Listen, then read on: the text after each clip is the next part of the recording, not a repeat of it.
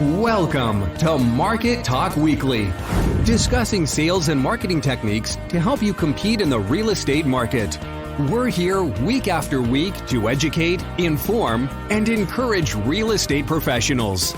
And now, here's your host, real estate broker, instructor, and coach, Bryon Roth.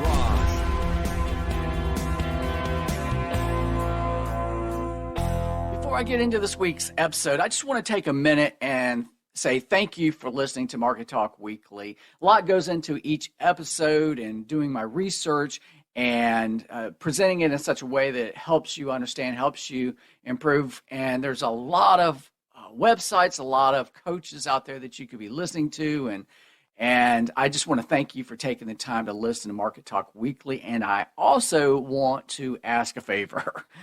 I want to ask that you would like, follow, and share. And so if you aren't already following me, whatever podcast platform you're using, whether it's Apple or Google or Podcaster or Podbean, whatever it may be, if you just follow me, but also that you'll share my podcast with your friends and your coworkers and share it on social media as well. I would really appreciate it. So let's get into this week's episode. If you're a new real estate agent or you're just getting your license and you're concerned because you're just going to be able to do this thing part-time, but you're worried that you can't be successful as a part-time agent, let me assure you, you can be successful as a part-time real estate agent. In fact, you can make a full-time living as a part-time agent.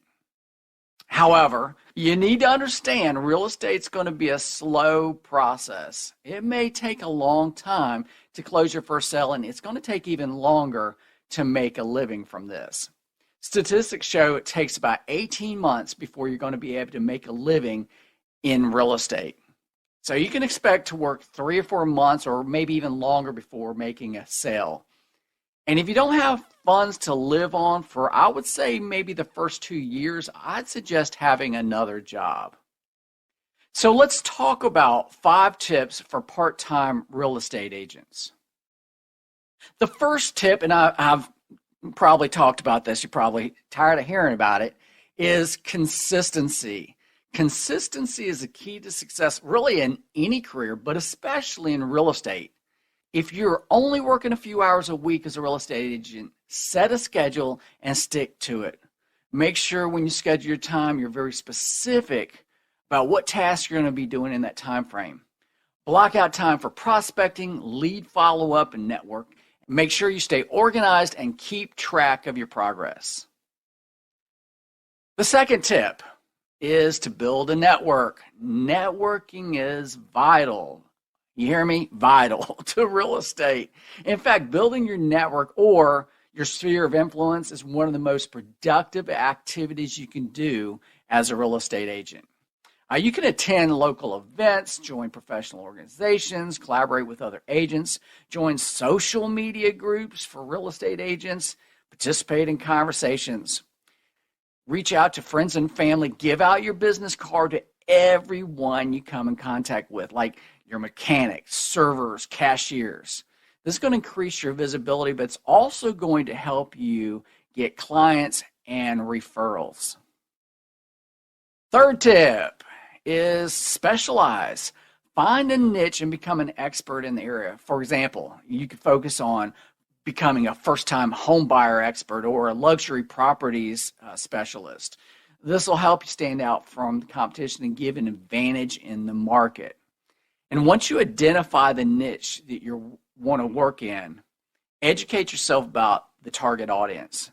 You can even work on getting a special designation from NAR to help you stand out. Now, sometimes your niche is just going to evolve on its own. For instance, I realized after some years that, man, I'm like staying out in rural areas all the time. So I just started focusing on that as a niche, serving rural communities. And something like that may have already transpired from you, so you can identify something that you feel comfortable with, that you just naturally lean towards. My fourth tip is to provide excellent customer service. Make sure to communicate with your clients regularly and to be responsive to their needs. It doesn't do any good to get clients and then not provide good customer service, not build relationships with them. You've got to put some time into these relationships so that you can build trust, and staying in communication with them ongoing is essential. One of the things that I see all the time, our agents will get a client, especially with buyer clients or a seller that's not ready, but maybe they want, in the next 6 months, they're going to be really serious about selling. And so the agent will just kind of fall to the wayside and forget to communicate with them.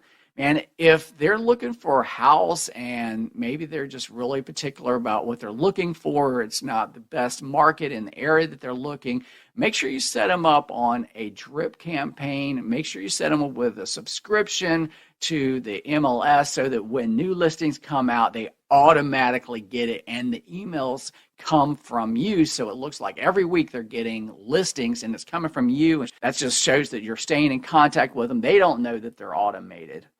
And it just helps to build that rapport with them as well. And also, a byproduct of it is that when you go above and beyond for your clients, they're going to refer you to their friends and families. The fifth and final tip is to leverage technology. Use social media, email marketing, and other digital tools to market your listing and stay in touch with the clients. Now, don't just leverage technology. You gotta work your sphere of influence. You gotta see people face to face. That's going to be your best bet, but you absolutely want to leverage technology. And there's a lot of really good applications out there. You've got to have a good customer relationship management software, and those software applications can do a lot of work for you, like setting up those drip campaigns where they're just automatically sending emails to them every couple of weeks. A lot of these programs have built-in newsletters. That's a great thing, especially if you have someone who's a home buyer and you're just sending them tips every couple of weeks with home buying tips. When should I be pre-approved? How's the housing market looking like? How should I communicate with my buyer's agent? Things like that. So being a part-time real estate agent doesn't mean you can't make a full-time living. By following these 5 tips, you can succeed in this competitive industry. Remember to stay consistent, build a network, specialize, provide excellent customer service, and leverage technology. Keep working hard, and you'll achieve your goals. Thanks for listening to another episode of Market Talk Weekly. Visit our website at markettalkweekly.com for more real estate resources. And as always, don't forget to subscribe so you don't miss a single episode of Market Talk Weekly.